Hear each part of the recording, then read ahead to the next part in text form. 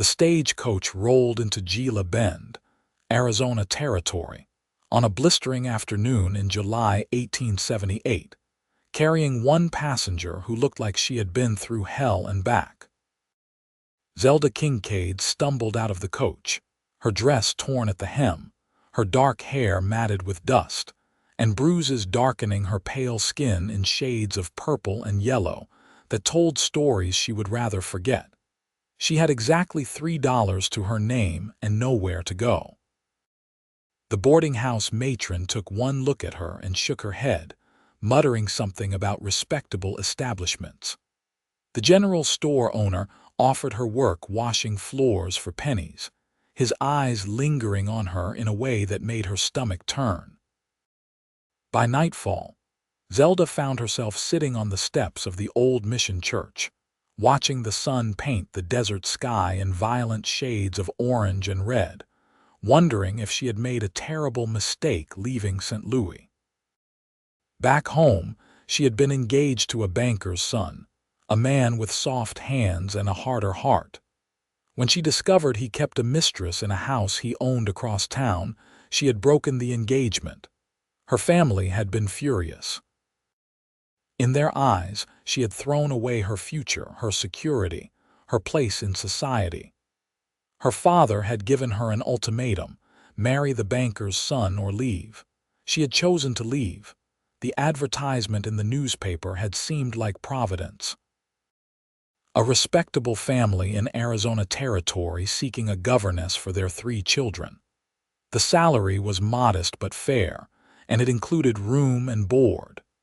Zelda had written immediately, received a prompt reply, and used her savings to buy passage west. She had been full of hope and determination when she boarded that first train. She should have known better than to trust a man who sent money for travel, but refused to provide references. When she arrived at the ranch outside of Tucson where she was supposed to work, there were no children. There was only a middle-aged man with whiskey on his breath and intentions that became clear within the first hour. Zelda had run, taking nothing but the clothes on her back and the small bag she had kept with her. She had managed to get herself to Gila Bend, spending her last real money on the stagecoach fare, hoping to find honest work in a smaller town. But Gila Bend was not interested in a woman with no references, no family, and a face that showed she had recently been in trouble. She sat on those church steps until full dark, trying not to cry, trying to figure out what to do next. That was when she heard the footsteps. Heavy boots on hard, packed earth, spurs jingling softly with each step. She looked up and saw a tall figure silhouetted against the lamplight from the saloon across the street. As he came closer, she could make out more details. He was a cowboy, that much was obvious from his worn leather chaps, his battered hat, and the easy way he carried himself. He looked to be in his mid-20s, with sun-bronzed skin and dark hair that curled slightly at his collar. When he got close enough, she could see his eyes were a startling shade of blue-green, like the desert after a rare rain. "Evening, miss," he said, his voice low and rough but not unkind. "You all right?" Zelda straightened her spine, trying to maintain some dignity. "I am perfectly fine, thank you." He studied her for a long moment, and she had the uncomfortable feeling that he could see right through her lie. "You do not look fine," he said bluntly. "You look like you have been through something rough, and you look like you have nowhere to go." "My circumstances are none of your concern," she said, though her voice wavered. "No, they are not," he agreed. He took off his hat and held it in his hands, a gesture that seemed almost unconscious. "But it is getting cold, and there are men in this town who will not think twice about taking advantage of a woman alone at night. I am Tobias Porter. I work at the Triple Creek Ranch about 10 miles north of here. I am in town picking up supplies, staying the night and heading back tomorrow. If you need a safe place to sleep, the boarding house will take you if I vouch for you and pay your way." Zelda stared at him, searching his face for signs of deception or ulterior motives. She had been fooled before, but something in his direct gaze and straightforward manner made her want to trust him. Still, she hesitated. "Why would you do that for a stranger?" "Because someone helped my sister once when she needed it," Tobias said simply. "She was stranded in Denver with nothing, and a good woman gave her work and a place to stay. I figure I owe the world a kindness or two in return." The sincerity in his voice was what decided her. Zelda nodded slowly. "I would be grateful for a safe place to sleep tonight. But I cannot accept charity beyond that. I need to find work." "We can talk about that tomorrow," Tobias said. He settled his hat back on his head and gestured toward the boarding house. "Come on, I will get you sorted, Mrs. Henderson." The boarding house matron was considerably more welcoming when Tobias Porter stood in her parlor and paid for a week's lodging in advance. She showed Zelda to a small but clean room on the second floor, brought her a basin of warm water, and even offered to mend the tear in her dress. When the door finally closed and Zelda was alone, she sank onto the narrow bed and let herself cry for the first time since leaving St. Louis. The next morning, she woke to sunlight streaming through the thin curtains and the smell of coffee and frying bacon drifting up from below. For a moment, she forgot where she was, and then it all came rushing back. She washed her face, braided her hair as neatly as she could manage, and went downstairs to find Tobias Porter sitting at the dining table with a plate of eggs and biscuits in front of him. "Morning," he said when he saw her. "Sit down and eat something. You look like you have not had a decent meal in days." He was right, so she did not argue. Mrs. Henderson brought her a plate, and Zelda ate slowly, trying to remember her manners even though she wanted to devour everything in front of her. "I have been thinking," Tobias said after a few minutes. "The Triple Creek is a working ranch. We run cattle, breed horses, and grow what crops we can in this climate. The foreman's wife passed away last winter, and he has 2 young daughters who need looking after. The boss's son broke his leg last month and needs someone to help with his lessons so he does not fall behind. The ranch could use someone like you." Zelda set down her fork. "You know nothing about me." "I know you talk like you had education," Tobias said. "I know you have manners, even when you are scared and tired. I know you ran from something bad, but you are trying to do right by yourself. That is enough for me to offer you a chance." He paused, then added, "The pay would not be much at first, but you would have your own room in the main house, 3 meals a day, and honest work. If it does not suit you, I will buy you a ticket back to wherever you want to go. No strings attached." It was too good to be true, and Zelda's first instinct was to refuse. But what were her other options? She had no money, no prospects, and no way to get home even if she wanted to go back to St. Louis, which she did not.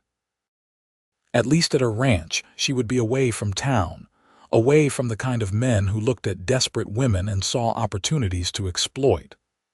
"Why are you being so kind to me?" she asked quietly. Tobias met her eyes across the table. "Because you remind me of my sister," he said. "And because kindness does not cost me anything but might mean everything to you." Zelda felt something tight in her chest loosen just a little. "If your employer agrees, I will accept the position." "He will agree," Tobias said with certainty.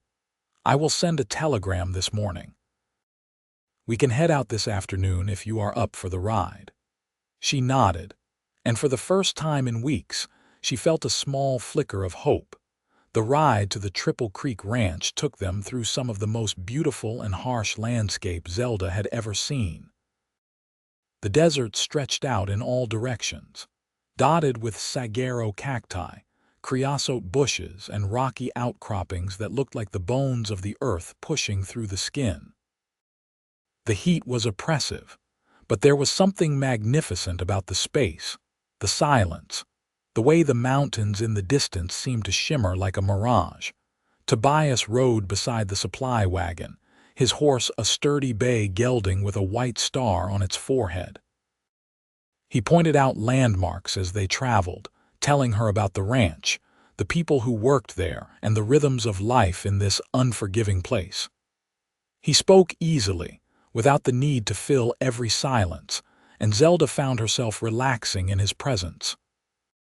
"How long have you worked at the Triple Creek?" she asked as they paused to water the horses at a small creek that somehow survived in the desert. "Going on 6 years now," Tobias said. He crouched beside the water, refilling his canteen.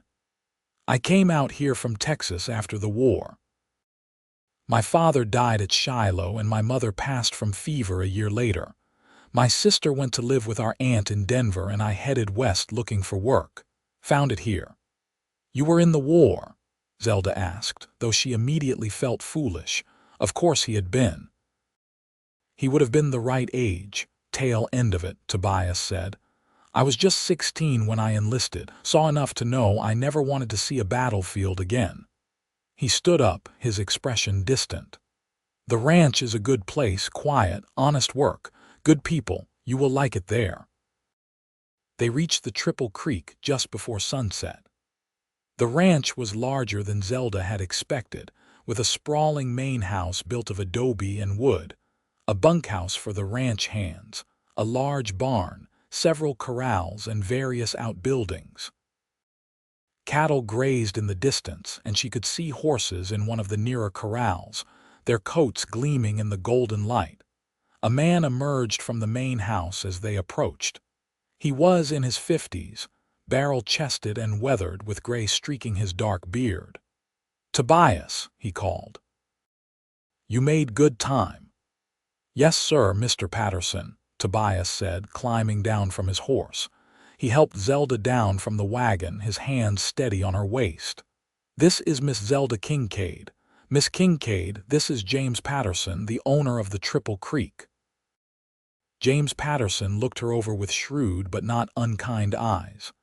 "Tobias sent a telegram saying you might be able to help us out around here. You have experience with children." "Yes, sir," Zelda said, forcing confidence into her voice. "I taught Sunday school back in St. Louis, and I helped my aunt care for her 6 children for several summers. I can read, write, and do arithmetic. I can also sew, cook, and manage a household if needed." "She has had a rough time of it recently," Tobias added quietly, "but she is looking for honest work and a fresh start." James studied her for another long moment, then nodded. "We can give you that. My foreman, Bill Carson, has 2 little girls who have been running wild since their mother died, and my son Matthew broke his leg and is falling behind on his schooling. If you can help with both, we will give you room and board plus $20 a month. If things work out, we can discuss raising your pay after 3 months." $20 a month was not much, but it was more than Zelda had right now, and the offer of room and board meant she would not starve. "Thank you, Mr. Patterson. I will work hard and earn my keep." "I believe you will," James said. He turned and called toward the house. "Sarah, come out here and meet our new helper." A woman appeared in the doorway, wiping her hands on her apron. She was plump and gray-haired, with a round face that looked like it smiled often. "Well, come on in then," she said warmly when she saw Zelda.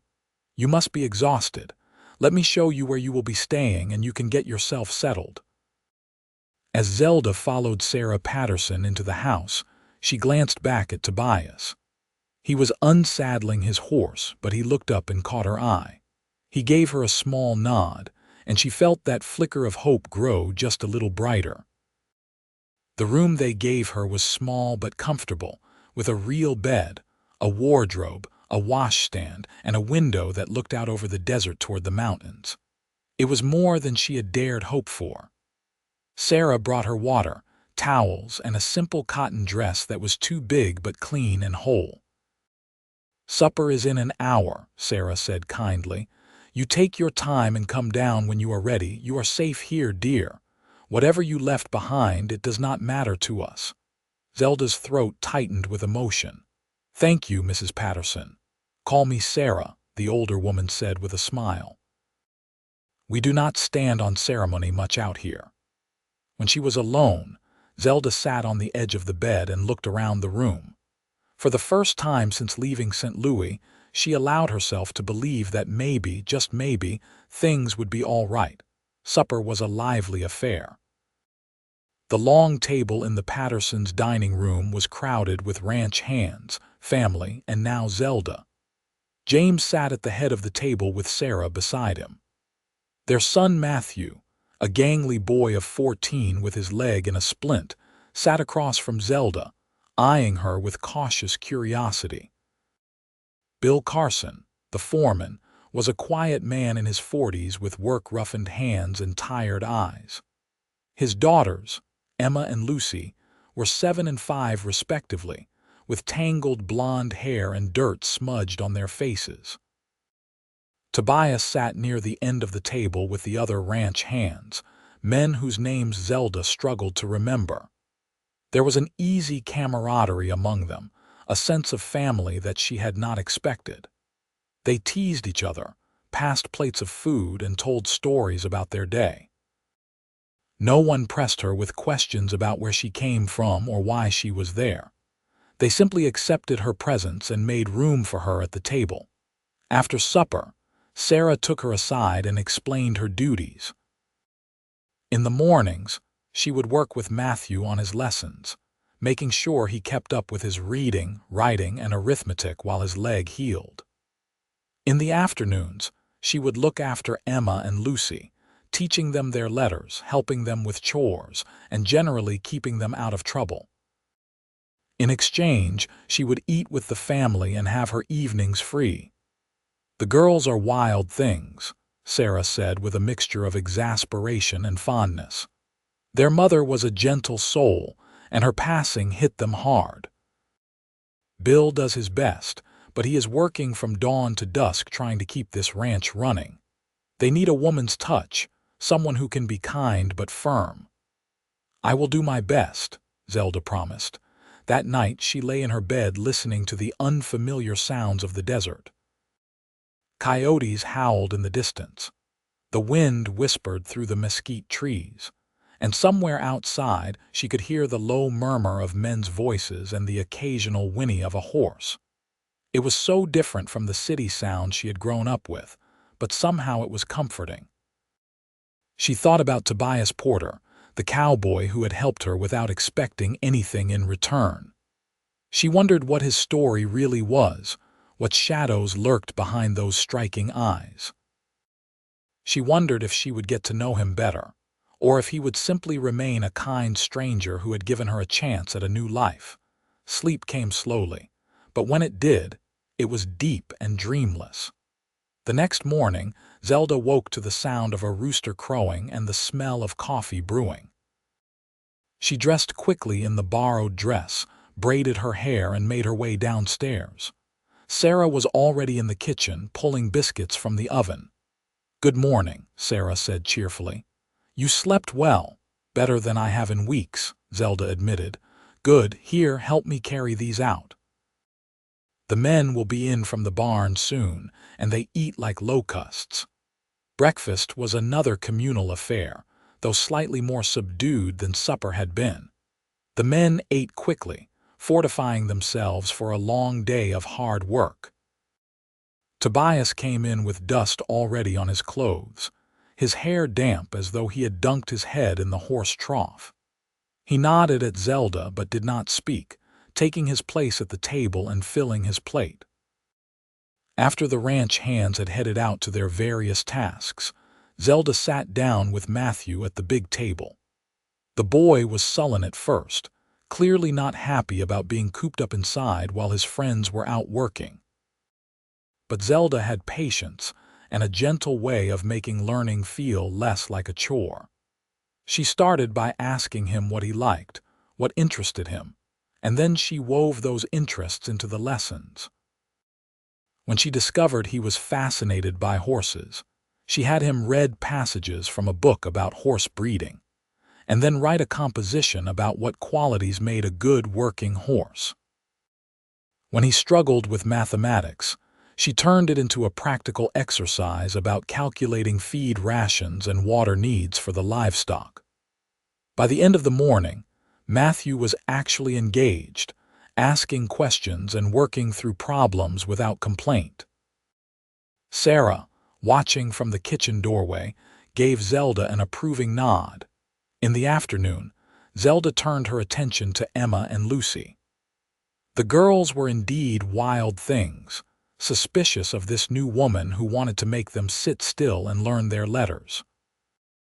Emma, the older of the two, was particularly resistant, crossing her arms and declaring that she did not need to know how to read. "Your mother could read, could she not?" Zelda asked gently. Emma's defiance wavered. "Yes." "Then I imagine she would want you to learn too," Zelda said. "Reading opens up the whole world. You can learn about places you have never been, people you have never met, things you never imagined. Do you not want that?" Lucy, the younger girl, was easier to win over. She was hungry for attention and affection, crawling into Zelda's lap as they looked at a picture book together. Emma held out longer, but eventually, curiosity got the better of her, and she edged closer to see the pictures and hear the story. By the end of the first week, Zelda had found her rhythm. She worked with Matthew in the mornings, the girls in the afternoons, and helped Sarah with household tasks whenever she had a spare moment. The work was hard but satisfying, and she fell into bed each night exhausted but content. She did not see much of Tobias during that first week. The ranch hands worked long days, often leaving before dawn and not returning until after dark. But sometimes she would catch glimpses of him in the distance, working with the horses in the corral or riding out to check on the cattle. Once she saw him breaking a young horse, his movements fluid and confident as he stayed in the saddle through the animal's bucking and rearing. He was good at what he did, that much was clear. On Sunday, the ranch observed a day of rest. The men still did the essential chores, feeding and watering the animals, but the heavy work was set aside. Sarah prepared a large midday meal, and afterward, people scattered to their own pursuits. Some of the hands rode into town. Others played cards in the shade of the bunkhouse. Matthew hobbled outside to sit and watch the horses. Emma and Lucy convinced their father to take them down to the creek to catch frogs. Zelda found herself at loose ends, not quite sure what to do with free time. She wandered out to the porch and sat in one of the rocking chairs, a book in her lap that she was not really reading. The heat was intense even in the shade, and she found herself dozing, lulled by the rhythmic creak of the rocking chair. "You settling in all right?" She startled awake to find Tobias standing at the bottom of the porch steps, his hat in his hands. He looked freshly washed, his hair still damp, his face showing the marks of a recent shave. "Yes," she said, sitting up straighter. "Everyone has been very kind. Good." He shifted his weight, seeming almost nervous. "I was thinking of riding out to check on the springs in the north pasture. Thought you might like to come along, see more of the ranch, if you want." Zelda hesitated. She had not been alone with a man since her terrifying experience outside Tucson, and some part of her still flinched at the idea. But this was Tobias, who had helped her without asking for anything in return, who had been nothing but respectful and kind. "I would like that," she said, making the decision before she could talk herself out of it. He smiled, a quick flash that transformed his usually serious face. "I will saddle a gentle mare for you. Meet me at the barn in 10 minutes." She nodded, and he strode away toward the barn, his long legs covering the ground quickly. Zelda went inside to change into the split riding skirt that Sarah had found for her and to splash water on her face. Her heart was beating faster than it should, though she told herself it was just nervousness about riding a horse for the first time in years. The mare Tobias had chosen for her was a sweet, tempered dapple gray named Daisy. He helped Zelda into the saddle, his hands careful and impersonal, and then mounted his own bay gelding. They rode out at an easy pace, heading north across the open range. For a while, they did not talk much. Zelda concentrated on getting used to the rhythm of the horse beneath her, and Tobias seemed content with the silence. But as they rode deeper into the ranch lands, he began to point things out, telling her about the land, the water sources, the challenges of ranching in the desert. "It is a hard life," he said, "but it is honest. Out here you succeed or fail based on your own merit, your own work. I like that." "Do you miss Texas?" Zelda asked. "Sometimes," he admitted, "but there was not much left for me there after the war. Too many memories, too many ghosts. Out here I could start fresh." "I understand that," Zelda said softly. He looked at her then, really looked at her, and she saw understanding in his eyes. "You running from ghosts too?" "Something like that," she said. Then, surprising herself, she added, "I was engaged to a man who turned out to be something other than what he seemed. When I broke it off, my family disowned me. I thought I could make a fresh start out here, but I made a mistake, trusted the wrong person. I was lucky to get away." "The bruises," Tobias said, his voice tight. "I fought back," Zelda said, lifting her chin. "I got away and then you found me." "I am glad I did," Tobias said quietly. "You deserve better than whatever happened to you." They rode on, and Zelda felt something shift between them. It was not much, just a small opening of honesty, a tentative trust. But it was a beginning. The springs were beautiful, a surprising oasis in the harsh landscape. Water bubbled up from between the rocks, creating a small pool before trickling away to feed a green strip of vegetation that stood out starkly against the brown earth.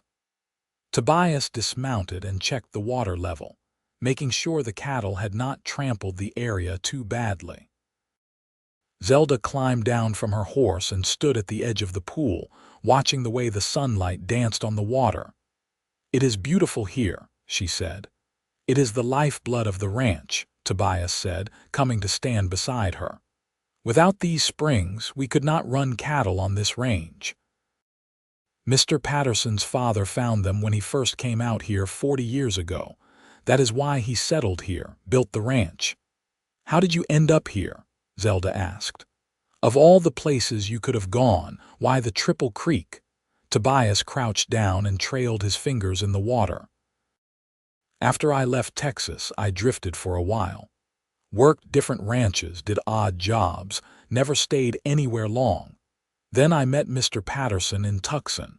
He was looking for hands who knew cattle and horses, and I needed steady work.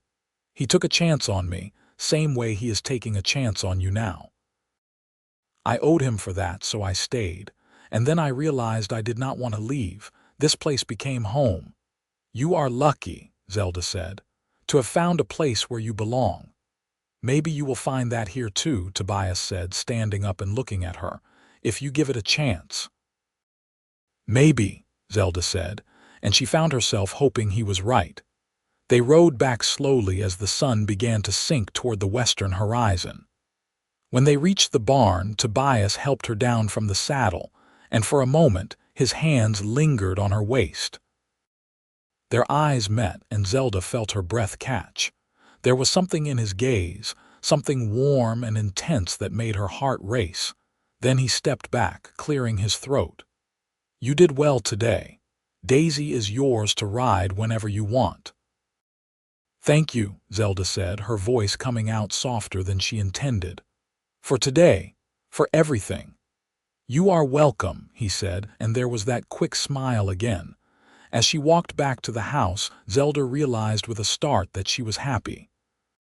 Despite everything she had been through, despite all the pain and fear and loss, she was standing in the Arizona desert feeling genuinely happy. And a significant part of that happiness had to do with the quiet cowboy who had shown her kindness when she needed it most. The weeks that followed settled into a comfortable routine. Zelda's work with Matthew and the girls was going well. The boy's leg was healing, and his attitude toward learning had completely transformed. Emma and Lucy were slowly becoming civilized, learning their letters and numbers, and growing attached to the woman who read them stories and taught them songs. Bill Carson, their father, began to look less worn down, grateful that his daughters were being cared for properly. But beyond the work, Zelda found herself drawn more and more into the life of the ranch. She helped Sarah with the cooking and mending. She learned the names of all the horses and most of the cattle. She sat on the porch in the evenings and listened to the ranch hands trade stories. And more often than not, she found her gaze drifting to Tobias. He was different from any man she had known before. He was quiet but not shy, strong but not aggressive, confident but not arrogant. He worked harder than anyone else on the ranch, often taking on extra tasks without being asked.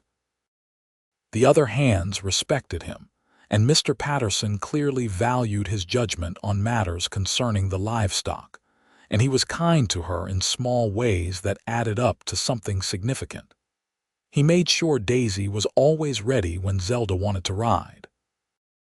He brought her wildflowers once, a handful of desert blooms that he left on the porch railing without saying anything. He started sitting closer to her at meals, and their conversations grew longer and more personal. One evening in late August, about 6 weeks after Zelda had arrived at the Triple Creek, a storm rolled in from the west. It was the first real rain in months, and everyone rushed to secure the ranch against the downpour. Zelda helped Sarah close shutters and bring in laundry, and then they all huddled inside as the storm raged outside. The rain hammered on the roof and the wind howled, but inside the house, there was a cozy feeling. Sarah made coffee and served slices of apple pie. Matthew played checkers with his father. Emma and Lucy, who had been terrified at first, calmed down when Zelda gathered them close and told them a story about a brave princess who loved thunderstorms. Tobias had come in from the bunkhouse when the storm started, along with a few of the other hands. He stood by the window, watching the rain sheet across the yard, his expression thoughtful. "First good rain since May," Mr. Patterson said with satisfaction. "This will green things up, fill the tanks. Cattle will be happy," Tobias agreed. As the evening wore on, the storm began to ease. The other ranch hands headed back to the bunkhouse, but Tobias lingered. When Zelda got up to help Sarah clear the dishes, he followed her into the kitchen. "Need any help?" he asked. "I think we have it under control," Sarah said with a knowing smile. "But why do not you walk Zelda out to the porch for some air? It has cooled down nicely." Zelda felt her cheeks warm, but she did not protest when Tobias held the door open for her. They stepped out onto the porch together, and the air was indeed beautifully cool and fresh, scented with rain and desert plants. The storm had passed, leaving behind a sky full of stars so bright they seemed close enough to touch. "I love nights like this," Tobias said quietly. "When the air is clean and you can see forever." "It is beautiful," Zelda agreed. She wrapped her arms around herself, not from cold but from a strange nervousness that had nothing to do with the weather. They stood in silence for a moment, and then Tobias said, "I have been meaning to talk to you about something." Her heart skipped. "What is it?" He turned to face her, and in the lamplight spilling from the window she could see the serious set of his features. "You have been here almost 2 months now. You have done good work and everyone likes you. But I remember what I said when I first brought you here. If this was not the right place for you, I would buy you a ticket home." Zelda's stomach dropped. "Do you want me to leave?" "No," he said quickly, almost urgently. "No, that is not what I am saying at all. I am saying I am about to break my promise to you." She stared at him in confusion. "I do not understand. Tobias took a breath, then another. He seemed to be gathering his courage. "I said no strings attached.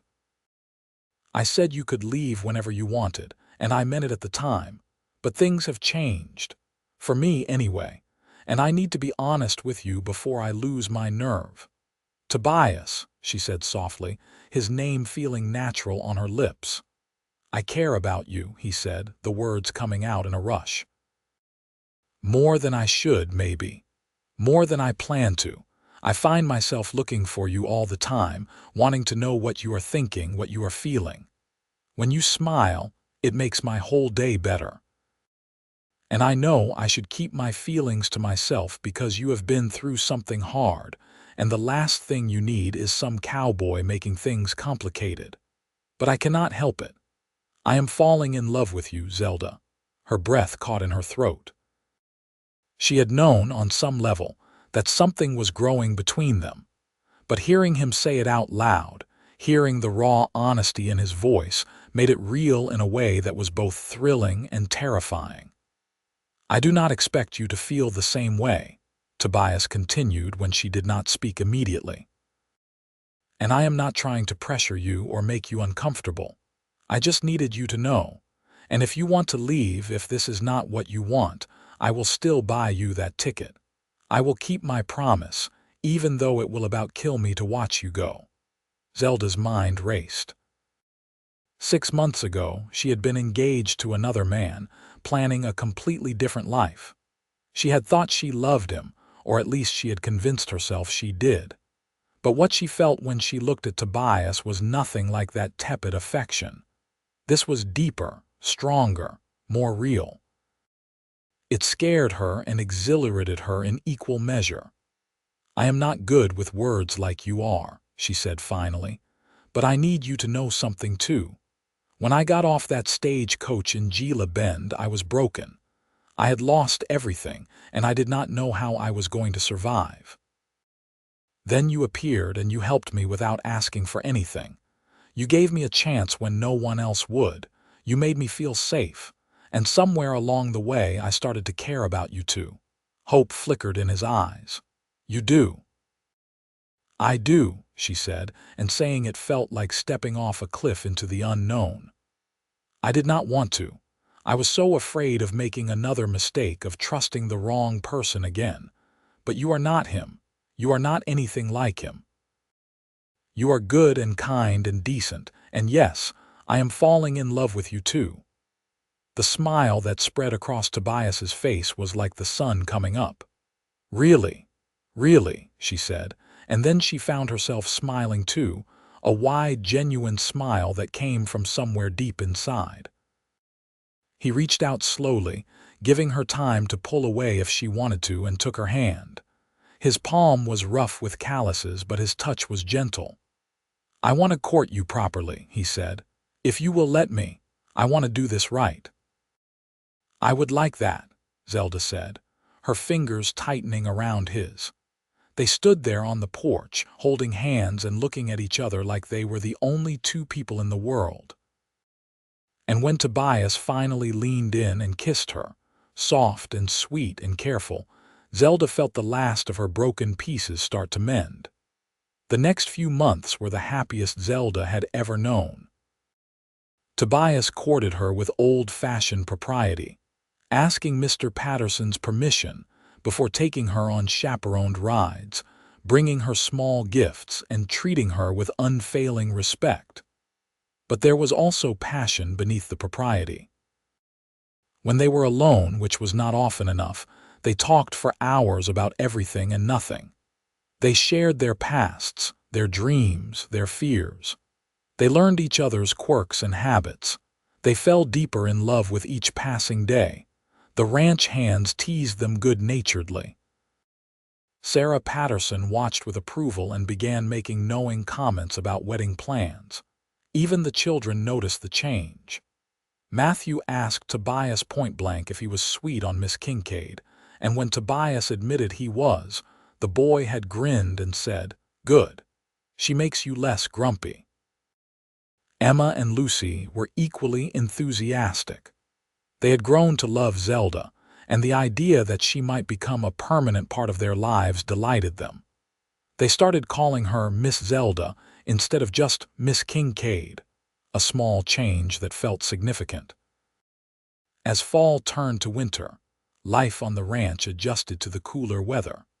The work was different but no less demanding. Tobias spent long days riding the range, checking on cattle and making sure the water sources had not frozen over. Mr. Patterson began talking about expanding the horse breeding operation in the spring, and he asked Tobias to take the lead on the project. "You have a gift with horses," James told him at supper one night, "and I trust your judgment. If we are going to build this part of the ranch, I want you in charge." Tobias had been surprised and humbled by the offer. That night, when he and Zelda took their usual evening walk around the property, he told her about it. It would mean more responsibility, he said, but also more pay. Enough to start thinking about the future. "What kind of future are you thinking about?" Zelda asked, though her heart was already racing because she had a good idea where this was going. Tobias stopped walking and turned to face her. They were near the corrals and the horses stirred softly in the darkness. The sky above was clear and cold, full of stars. "The kind where I ask you to marry me," he said. "But I wanted to have something more to offer you first. A real home, not just a bunk in the ranch house. Security. A future." "Tobias," Zelda said, reaching up to touch his face. His skin was rough with stubble, warm despite the chill in the air. "I do not need a grand house or money, I just need you.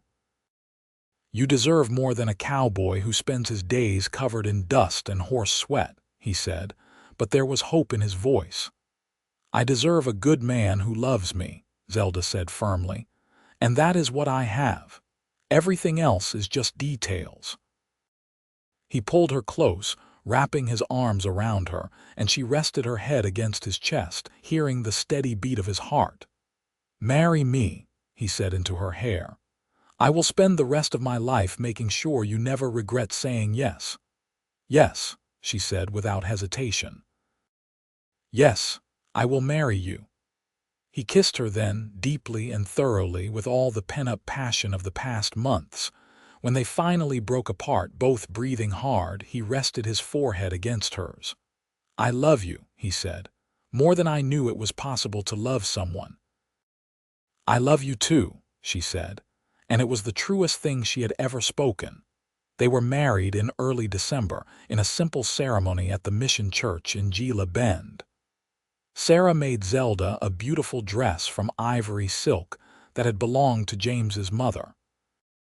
Emma and Lucy were flower girls, taking their duties very seriously. Matthew stood up with Tobias as his best man, his leg finally healed enough that he had discarded the splint. Mr. Patterson gave Zelda away, and Sarah cried happy tears throughout the ceremony. The whole ranch turned out for the wedding, along with half the town. It turned out that Tobias was well liked and respected, and people were happy to see him settling down with someone who clearly adored him. The celebration afterward was full of music, dancing, and more food than Zelda had ever seen in one place.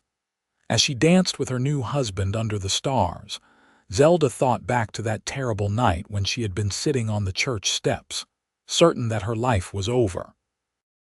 How wrong she had been. That night had not been the end, it had been the beginning. "What are you thinking about?" Tobias asked, holding her close as they swayed to the fiddle music. "About how lucky I am," she said. "About how you saved me. You saved yourself," Tobias said. "I just gave you a hand when you needed it." "You gave me so much more than that," Zelda said. "You gave me a home, a family, a future, hope." "You gave me all that too," he said, kissing her softly. "I was just drifting before I met you. Now I have a reason for everything I do." They moved into a small house on the ranch property that Mr. Patterson had his men build for them as a wedding present. It was not large, just 3 rooms and a porch, but it was theirs. Zelda threw herself into making it a home, sewing curtains, braiding rugs, and filling the shelves with books and small treasures. Tobias built her a garden plot and promised that, come spring, she could plant whatever she wanted.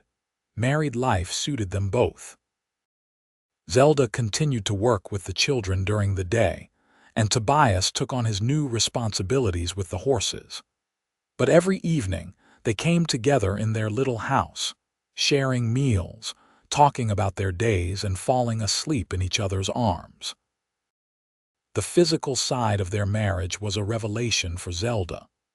Her mother had prepared her for duty and endurance, painting marriage relations as something to be tolerated rather than enjoyed. But with Tobias, it was nothing like that. He was patient and gentle, taking the time to make sure she felt safe and cherished. And when her fear and hesitation finally melted away, she discovered passion and pleasure she had never imagined. "Are you happy?" Tobias asked her one night as they lay tangled together in the darkness, both breathless and sated. "Deliriously," she said, and it was the absolute truth. Winter deepened, and life on the ranch slowed to match the season. There were still chores to do, animals to tend, but the pace was less frantic. On Sunday afternoons, Tobias and Zelda would saddle their horses and ride out to explore the ranch lands. He showed her places he loved, hidden canyons and strange rock formations, spots where the view stretched out for what seemed like forever. In January, Zelda realized she was pregnant. She had suspected for a few weeks, but she wanted to be sure before she told anyone. When Sarah confirmed her suspicions with the knowing eye of a woman who had been through it herself, Zelda could barely contain her excitement.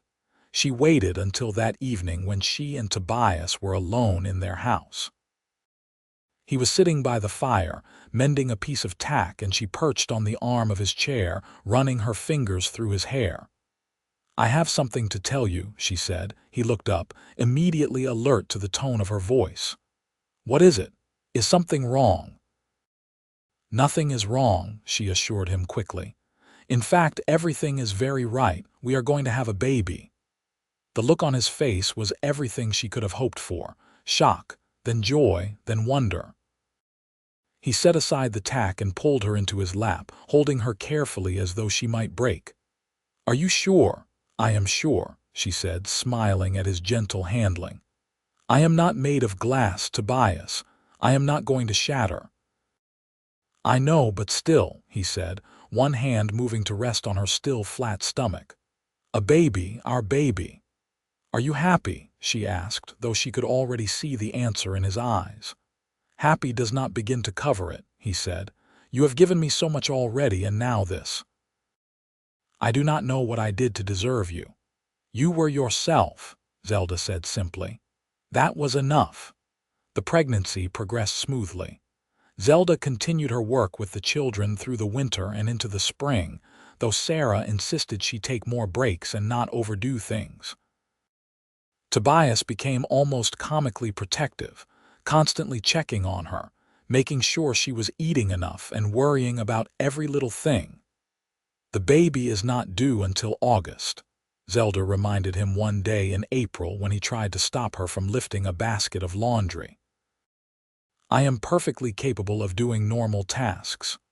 "I know," he said, taking the basket from her anyway. "But humor me. This is my first child, and I am entitled to be a little overprotective." She laughed and kissed him, and he relaxed a little. But she knew the worry came from love, and she could not really fault him for that. As spring turned to summer and her belly grew round with their child, Zelda found herself reflecting on how much her life had changed. A year ago, she had been broken and afraid, with no idea what the future held. Now she was married to a man she loved beyond measure, living in a place that felt like home with a baby on the way. It seemed almost too good to be true. In late July, as the summer heat reached its peak, Zelda's sister-in-law, Tobias's sister Margaret, came to visit from Denver. She was a warm, energetic woman in her late 20s who had married a merchant and seemed to be very happy with her life. She and Zelda took to each other immediately. "I am so glad my brother found you," Margaret said one afternoon as they sat in the shade of the porch, sipping cool water. "He wrote to me about you months ago, and I could tell from his letters that he was different, happier, more settled. He saved my life," Zelda said quietly. "Literally. If he had not found me that night in Gila Bend, I do not know what would have happened to me." "He told me a little of what you went through," Margaret said.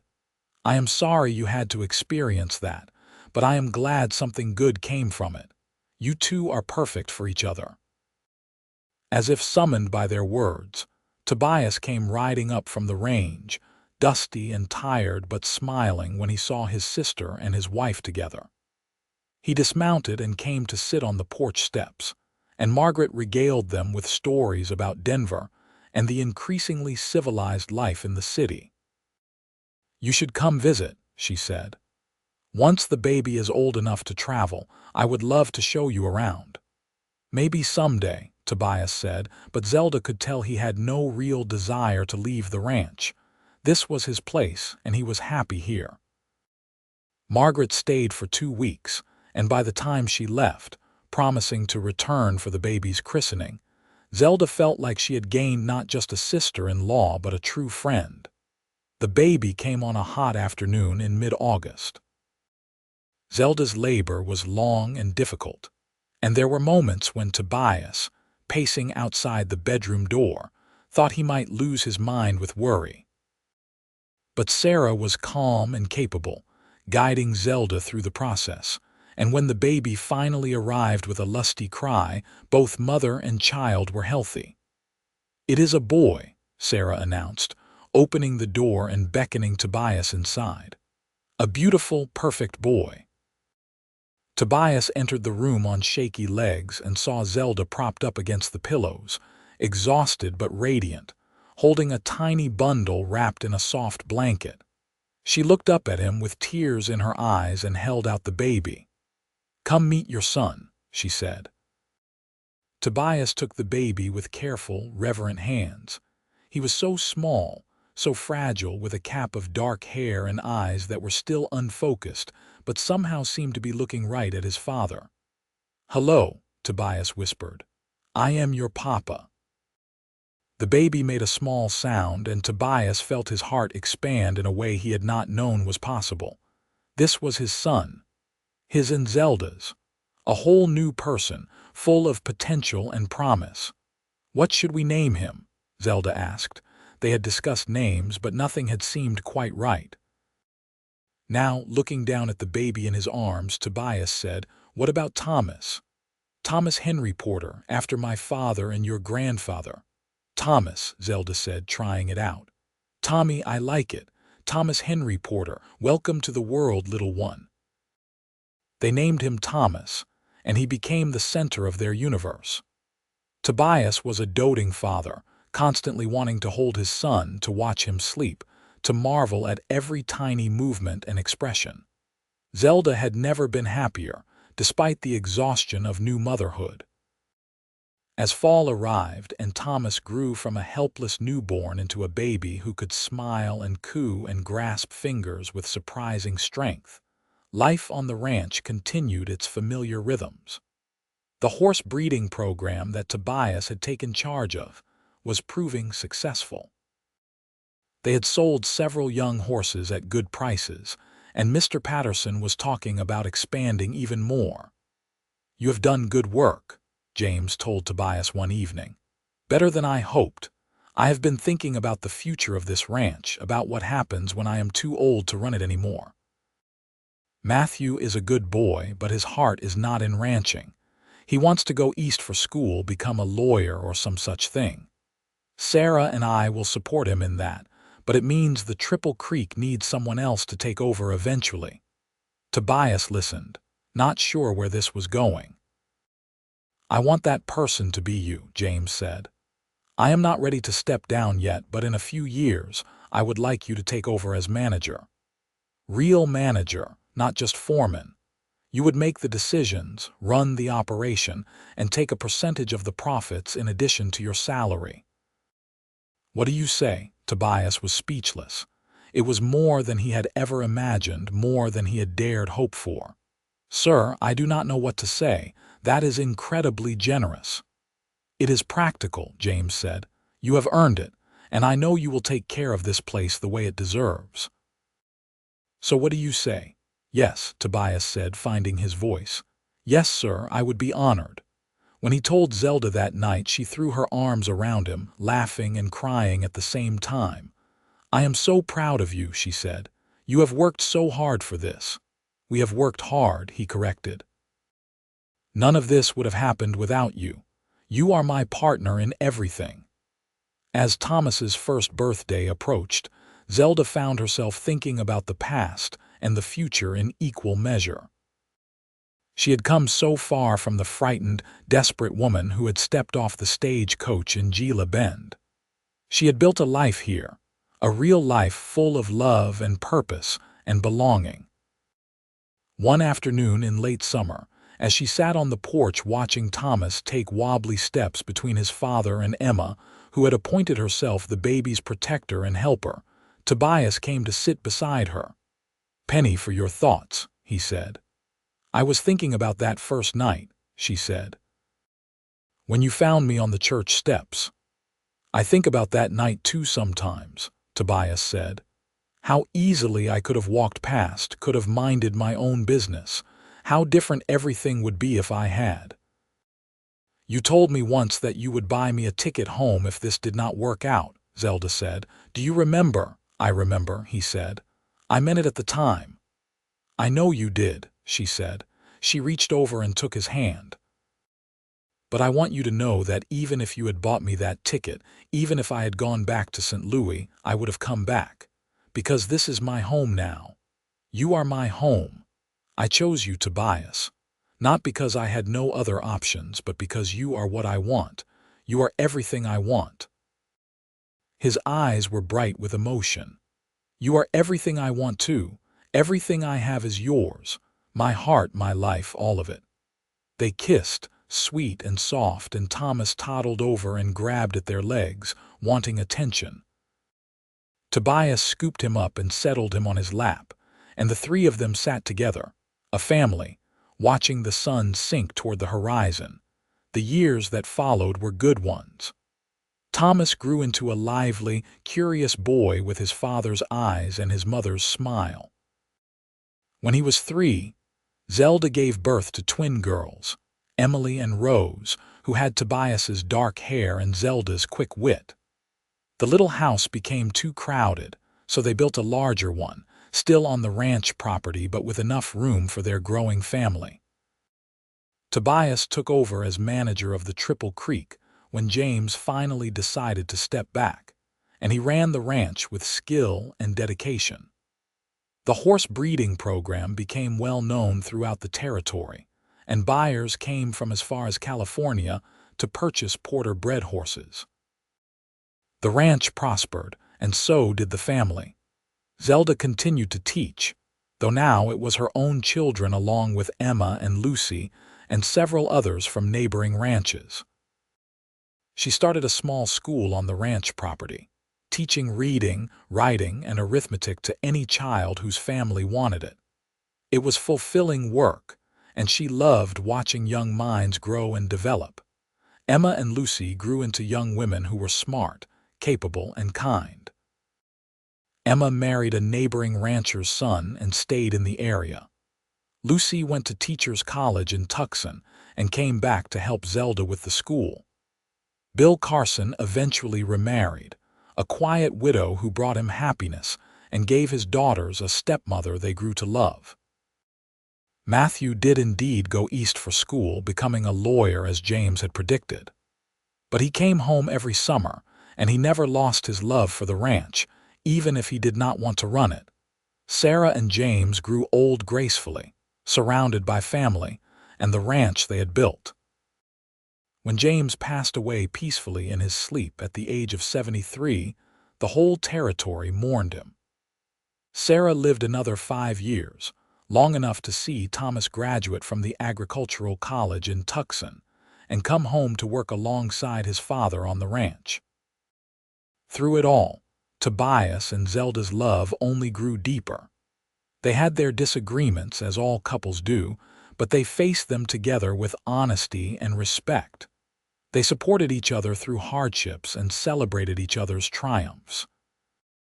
They raised their children with love and wisdom, teaching them the values of hard work, honesty, and kindness.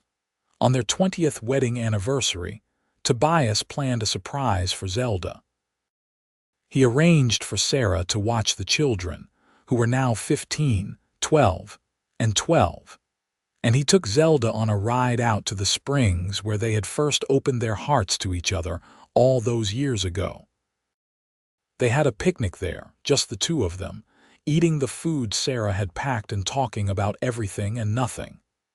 As the sun began to set, painting the sky in brilliant colors, Tobias pulled a small box from his pocket. "I never properly gave you an engagement ring," he said. "We got married so quickly, and I did not have the money for something nice back then. But I have been saving, and I wanted you to have this." He opened the box to reveal a gold band set with a small but beautiful diamond that caught the light and threw rainbows across the rocks. Zelda gasped. "Tobias, it is beautiful, but you did not have to do this." "I wanted to," he said, taking her left hand and slipping the ring onto her finger alongside her simple gold wedding band. "I wanted you to have something that shows the world how much I love you, how much you mean to me."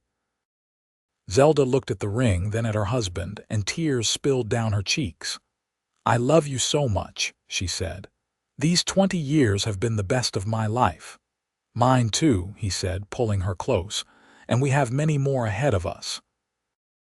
They watched the stars come out, holding each other, and Zelda thought about the long journey that had brought her to this moment. All the pain and fear she had endured, all the mistakes and the heartbreak, had led her here. To this man, this place, this life. "Do you ever wonder what your life would have been like if you had taken that ticket home?" Tobias asked quietly. "If you had gone back to St. Louis instead of staying here?" "Never," Zelda said without hesitation. "You offered me a way out, but I chose to stay. I chose you. And I would make that choice 1,000 times over." "I am glad," Tobias said, kissing her forehead, "because I cannot imagine my life without you in it." They rode back to the ranch under the stars, their horses walking side by side, their hands occasionally reaching out to touch, to reassure, to connect. The lights of the ranch house glowed warm in the distance, promising home and family and all the good things they had built together. As they entered the yard, they could hear laughter from inside the house. Through the window, they could see their children gathered around the table with Sarah, playing some kind of game that involved a lot of noise and merriment. Thomas looked up and saw his parents through the window, and he waved. Tobias waved back, his arm around his wife. "This is everything I ever wanted," Tobias said. "Right here." "Me too," Zelda said, leaning into his embrace. "Me too." They unsaddled the horses together, working in the comfortable silence of two people who knew each other so well that words were often unnecessary. When they were finished, they walked hand in hand to the house, ready to rejoin their family, to continue the life they had built together from that first moment of kindness on a desperate night so many years ago. The years continued to roll by, marked by the changing seasons and the milestones of their children's lives. Thomas proved to have his father's gift with horses and his mother's head for planning and organization. He took on more and more responsibility at the ranch, and Tobias was proud to see his son becoming a capable young man. The twins, Emily and Rose, were inseparable despite having very different personalities. Emily was practical and level-headed, interested in the workings of the ranch, and often found helping her father and brother with the horses. Rose was more artistic and dreamy, filling sketchbooks with drawings of the desert landscape and the animals around her. When the children were grown and beginning to forge their own paths, Tobias and Zelda found themselves entering a new phase of life.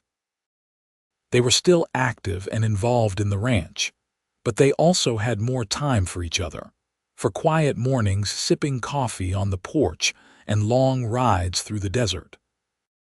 One spring morning, when Zelda was 45 and Tobias was 47, they rode out to a ridge that overlooked the entire ranch. They had not been to this particular spot in years, but Zelda had suggested it, and Tobias had readily agreed. They dismounted and stood at the edge of the ridge, looking out over the land spread below them. The ranch had grown over the years, incorporating more acreage, more cattle, more horses. The buildings had multiplied too. There was the main house where Sarah still lived, though she was getting frail now in her 70s. There was their house, and the school building and the bunkhouse, and all the barns and outbuildings. There were several smaller houses too, homes for families of ranch hands who had stayed and made their lives here.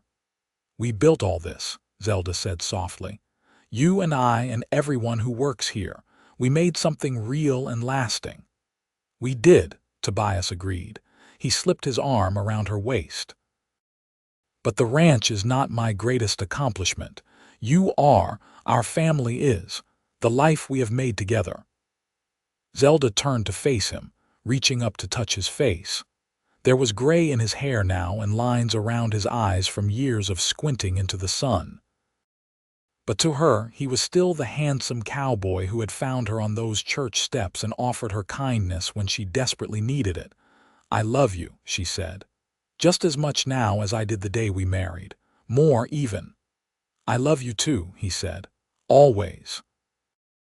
They kissed there on the ridge, with the wind blowing around them and the whole world spread out at their feet. It was not their first kiss or their 1000th, but it held all the weight and meaning of their shared history, their deep, abiding love. As they rode back to the ranch, Zelda reflected on the question Tobias had asked her years ago. Did she ever wonder what her life would have been like if she had taken that ticket home? The answer was still the same.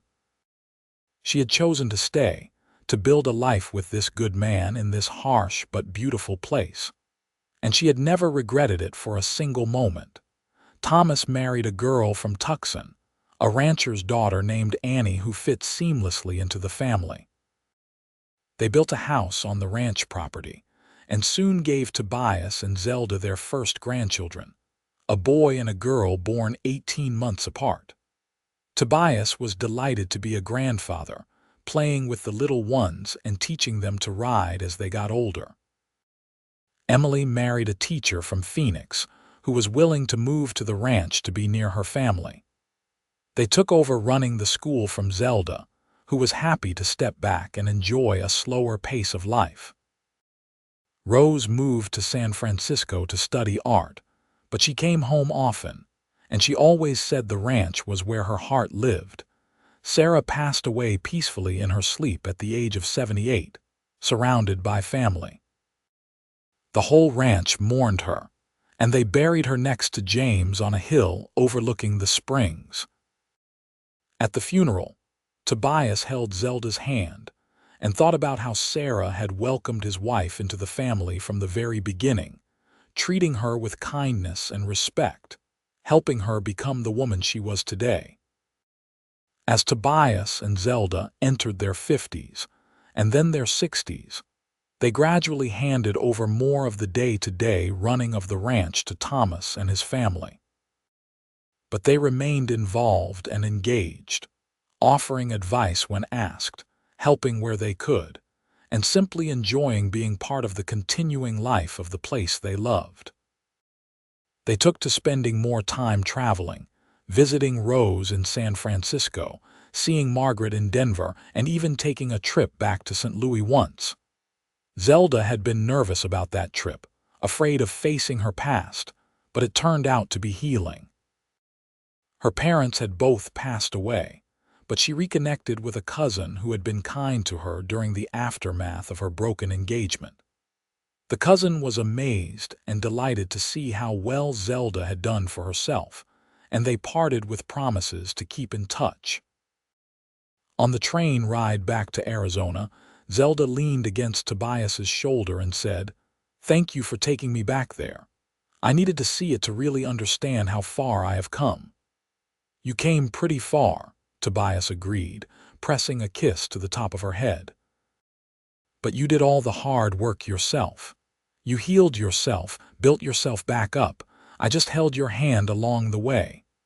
"You did more than that," Zelda said. "You loved me when I was not sure I could be loved. You showed me what real partnership looks like. You gave me a family and a home and a life beyond anything I ever imagined." "We gave each other all those things," Tobias said. "That is what love is, I think. Two people building something together that is bigger and better than either of them could create alone." As they celebrated their 30th anniversary, surrounded by children and grandchildren and friends, Zelda looked around at the life they had built and felt overwhelming gratitude.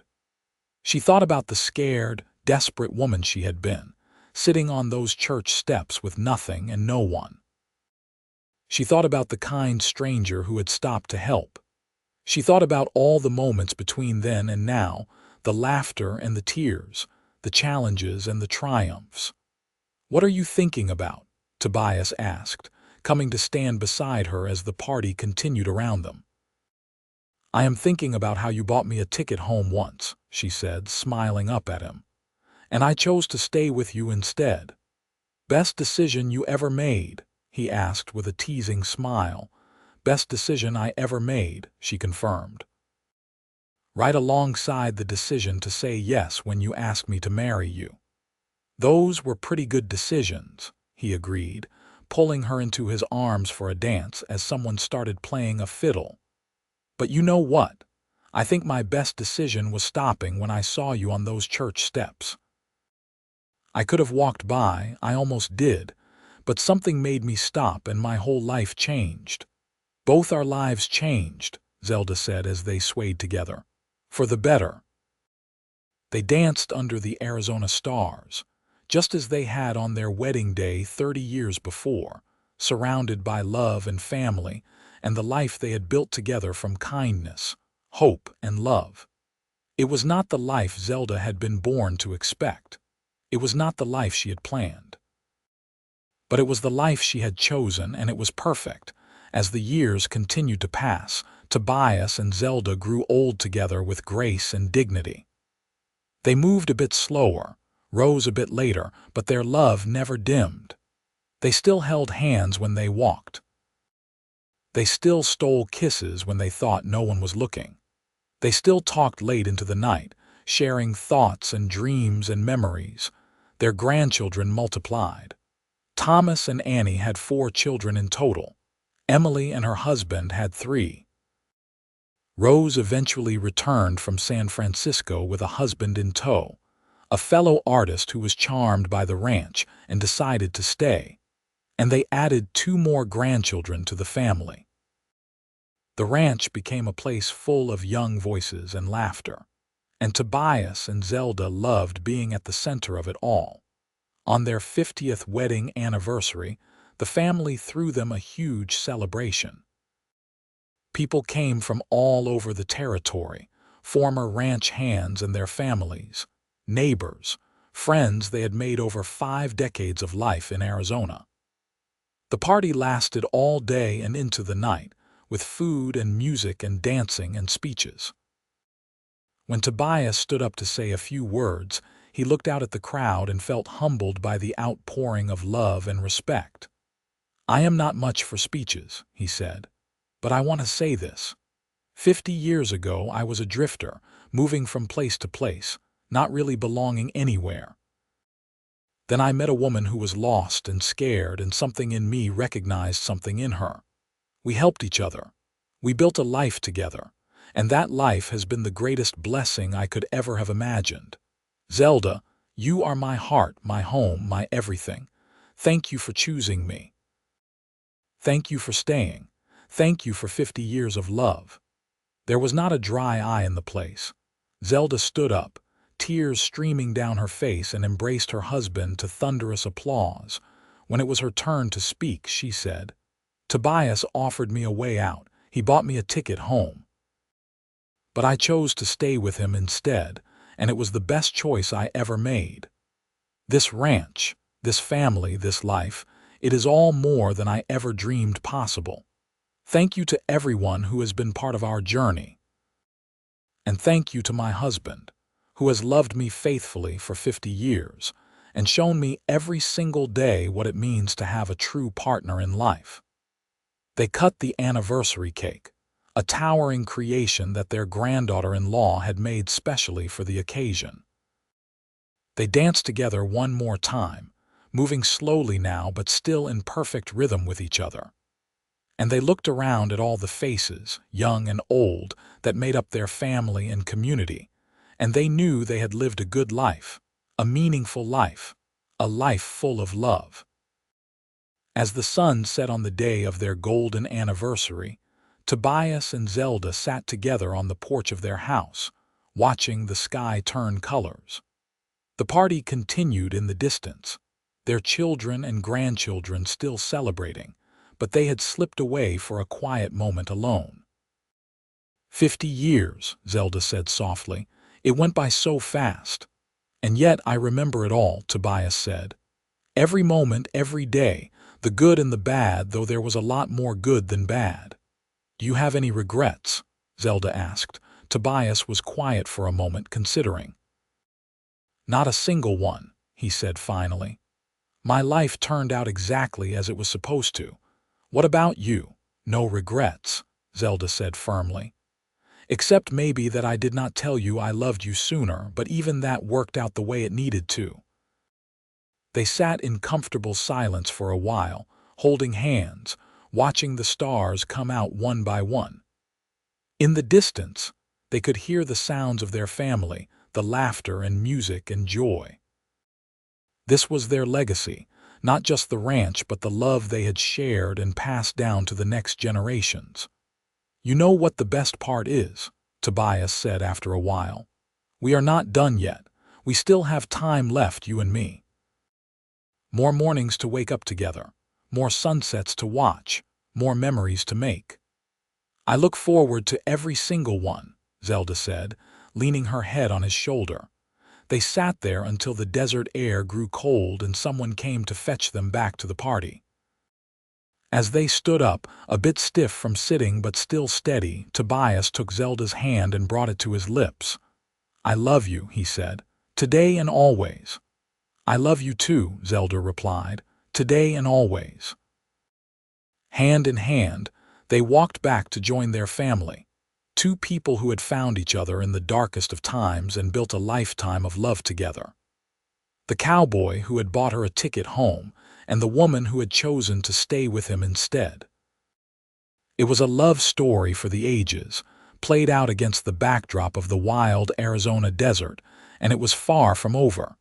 They lived several more years together, each one a gift. They saw great-grandchildren born. They watched the ranch continue to thrive under Thomas's capable management. They took quiet pleasure in simple things. Morning coffee on the porch, evening walks under the stars, the feel of each other's hand. When Tobias passed away peacefully in his sleep at the age of 78, with Zelda by his side holding his hand, she grieved deeply but also felt grateful. Grateful for every moment they had shared, every laugh and tear, every joy and challenge. They had lived a full life together, and she had no regrets. She lived for 5 more years after Tobias's death, surrounded by her loving family. She remained sharp and engaged until the end, still teaching occasionally, still riding when the weather was good, still telling stories about the old days to anyone who would listen. On the anniversary of the day Tobias had found her on those church steps, now 62 years in the past, Zelda took her great-granddaughter to visit Tobias's grave. The little girl, just 7 years old and named Zelda after her, asked, "Great-grandma, how did you and great-grandpa fall in love?" Zelda smiled, looking at the headstone that marked her husband's resting place. "He saved me," she said simply, "and I chose to stay, and from that choice all of this came to be." She gestured at the ranch spread out before them, at the life that had grown from one act of kindness on a desperate night so long ago. "Did you love him very much?" the little girl asked. "More than anything in the world," Zelda said, "and he loved me the same way." "That is the greatest gift life can give you, sweetheart, to love someone completely and be loved completely in return." When Zelda passed away in her sleep at the age of 83, the whole territory mourned. They buried her next to Tobias on the hill overlooking the springs, the place where they had first confessed their love. The entire family gathered for the funeral, 3 generations of Porters who existed because a kind cowboy had stopped to help a desperate woman, and 2 hearts had found each other in the Arizona desert. The ranch continued under Thomas's management and eventually passed to his son. The school that Zelda had started continued to serve the community. The horses that bore the Triple Creek brand were still sought after throughout the Southwest, and the house that Tobias had built for his bride was kept as a family home, preserved and cherished. The love story of Tobias and Zelda became family legend, told and retold to each new generation. The story of how he found her on the church steps, how he bought her a ticket home, how she chose to stay with him instead. It was a story about kindness and courage, about taking chances and building something beautiful from broken pieces.